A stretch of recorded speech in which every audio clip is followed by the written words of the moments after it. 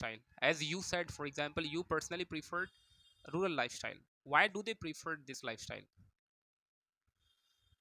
What could be the potential reasons for them? In my opinion, people prefer urban lifestyle because of the development, fast-paced life, and the opportunities are more in the urban lifestyle. Like in any of the sector, health sector, education sector, job sector, the opportunities are well good than rurals. So I think these are the things because of which people prefer urban lifestyle over to rural lifestyle. I think it is better.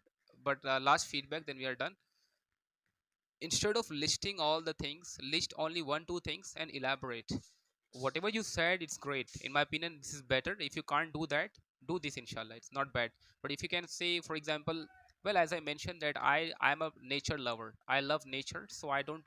But there are people, they tend to prefer the employability. They tend to prefer fast paced life, and they live here. There are a lot of people, they migrate from one place to another because of these reasons, like employability, fast paced life, education, health sector. They have this priority, so they value those things. That's why they tend to live in urban lifestyle.